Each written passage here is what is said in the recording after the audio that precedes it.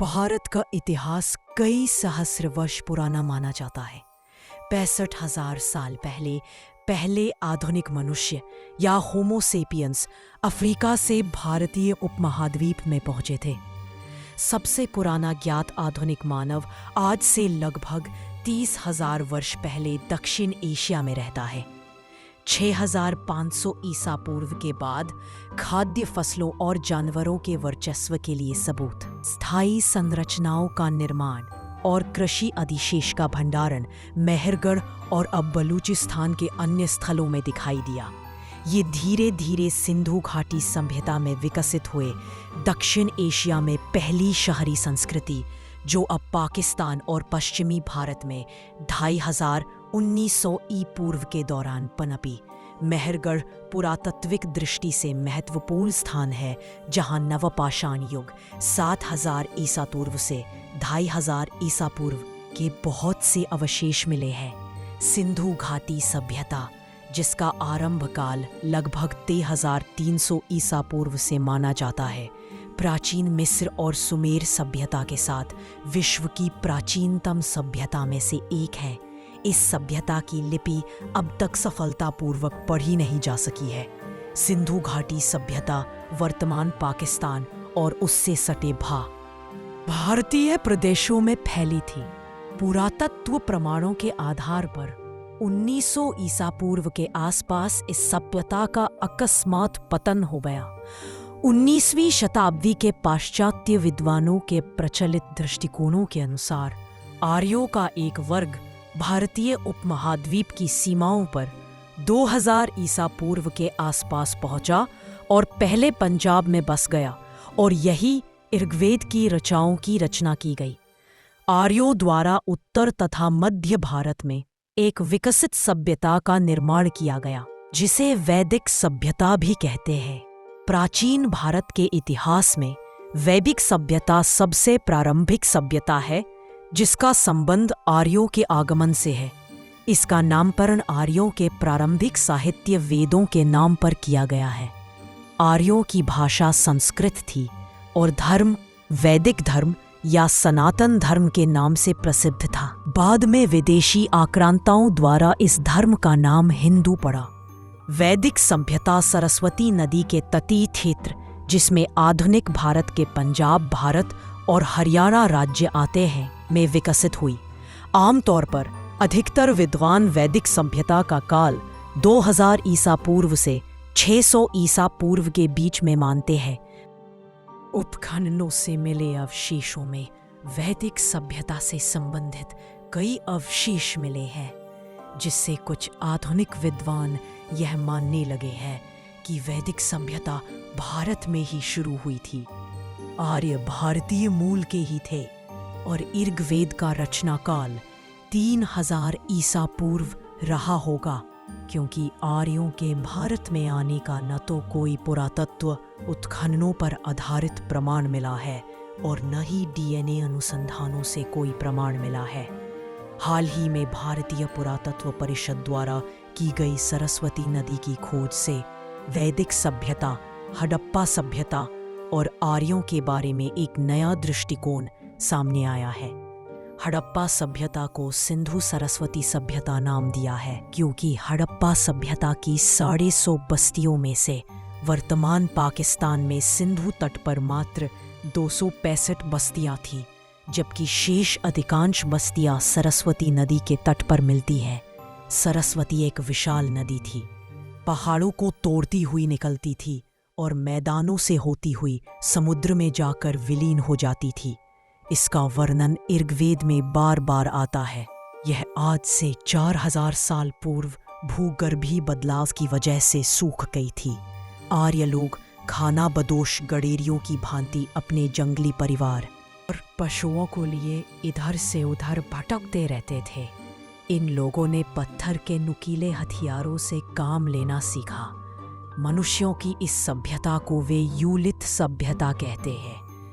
इस सभ्यता में कुछ सुधार हुआ तो फिर चिलियन सभ्यता आई। इन हथियार औजारों की सभ्यता के समय का मनुष्य नर वानर के रूप में थे। उनमें वास्तविक मनुष्यत्व का बीजारोपण नहीं हुआ था।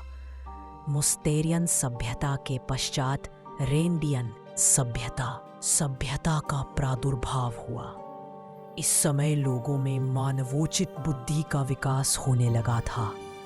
फिर इसके बाद वास्तविक सभ्यताएं आई, जिसमें पहली सभ्यता नवपाषाणकालीन कही जाती है। इस सभ्यता के युग का मनुष्य अपने जैसा ही वास्तविक मनुष्य था।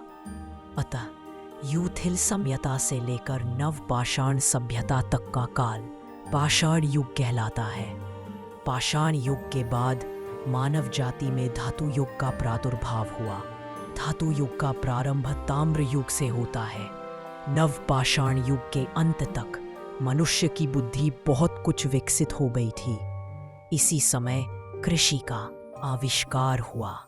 कृषि ही सभ्यता की माता थी। आर्य ही संसार में सबसे प्रथम कृषक थे। कृषि के उपयोगी स्थानों की खोज में आर्य पंजाब की भूमि में आए और इसी का नाम सप्त सिंधु प्रदेश रखा। आर्य लोग संपूर्ण सप्त सिंधु प्रदेश में फैल गए, परंतु उनकी सभ्यता का केंद्र सरस्वती तट था। सरस्वती नदी तट पर ही आर्यों ने ताम्र युग की स्थापना की। यहाँ उन्हें तांबा मिला और वे अपने पत्थर के हथियारों को छोड़कर तांबे के हथियारों को काम में लेने लगे। इस ताम्र युग के चिन्ह अन्वेषकों को चांदवू डेरों तथा विजनौत नामक स्थानों में खुदाई में मिले हैं। प्रोटो इलामाइट सभ्यता कहलाती है। सुमेरु जाति प्रोटो इलामाइट जाति के बाद मेसोपोटामिया में जाकर बसी है। सुमेरु सभ्यता के बाद मिस्र की सभ्यता का उदय हुआ। कांसे की सभ्यता संभवतः सुमेरियन लोगों की थी। मेसोपोटामिया के उर्फरा, किश तथा इलाम के सुसा और तपामुसियान आदि जगहों में उन्हें खुदाई में कांसे की सभ्यता के नीचे ताम्र सभ्यता के अवशेष मिले हैं। मेसोपोटामिया में जहाँ जहाँ इस प्रोटो इलामाइट कही जाने वाली ताम्र सभ्यता के चिन्ह मिले हैं, उसके और सुमेरु जाति की कांसे की सभ्यता के स्तरों के बीच में किसी बहुत बड़ी बाढ़ के पानी द्वारा जमी हुई चिकनी मिट्टी का उसे 4 फुट मोटा स्तर प्राप्त हुआ है। यूरोपीय पुरातत्ववेत्ताओं का यह मत है कि मिट्टी का यह स्तर उस बड़ी बाढ़ द्वारा बना था, जिसको प्राचीन ग्रंथों में नूह का प्रलय कहते हैं। ताम्र युग की प्रोटो इलामाइट सभ्यता के अवशेष इस प्रलय के स्तर के नीचे प्राप्त हुए हैं। इसका यह अर्थ लगाया गया कि इस प्रलय के प्रथम में ही प्रोटो इलामाइट सभ्यता का अस्तित्व था। इस सभ्यता के अवशेषों के नीचे कुछ स्थानों में निम्न श्रेणी की पाषाण सभ्यता के चिन्ह प्राप्त हुए हैं। ईसा पूर्व 7वीं और शुरुआती 6वीं शताब्दी सदी में जैन और बौद्ध राजा अजातशत्रु वह पहली बार परिषद के संरक्षक बने।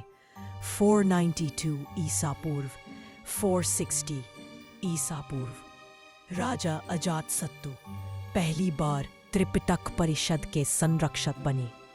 राजा अजातशत्रु ने 499 ईसा पूर्व में शासन किया और 799 ईसा पूर्व में उनकी मृत्यु हो गई, अर्थात आज से लगभग 2000 वर्ष पूर्व। त्रिपिटक की प्रथम बौद्ध परिषद उनकी मृत्यु के 9 महीने बाद आयोजित हुई, जिसे प्रथम बौद्ध युग माना जाता है। धर्म संप्रदाय लोकप्रिय हुए। अशोक ईसा पूर्व 200-105 इस काल का एक महत्वपूर्ण राजा था, जिसका साम्राज्य अफगानिस्तान से मणिपुर तक और तक्षशिला से कर्नाटक तक फैल गया था, पर वो संपूर्ण दक्षिण तक नहीं जा सका।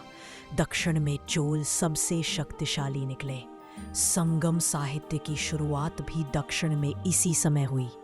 भगवान गौतम बुद्ध के जीवन काल में ईसा पूर्व 7वीं और शुरुआती 6वीं शताब्दी के दौरान 16 बड़ी शक्तियां महाजनपद विद्यमान थे। अति महत्वपूर्ण गणराज्यों में कपिलवस्तु के शाक्य और वैशाली के लिच्छवी गणराज्य थे। गणराज्यों के अलावा राजतंत्रीय राज्य भी थे, जिनमें से कौशांबी, वत्स, मगध, कोरु, पांचाल, चेदी और अवंती महत्वपूर्ण थे। इन राज्यों का शासन ऐसे शक्तिशाली व्यक्तियों के पास था जिन्होंने राज्य विस्तार और पड़ोसी राज्यों को अपने में मिलाने की नीति अपना रखी थी। तथापि गणराज्यात्मक राज्यों के तब भी स्पष्ट संकेत थे जब राजाओं के अधीन राज्यों का विस्तार हो रहा था। इसके बाद भारत छोटे छोटे साम्राज्यों में बंट गया।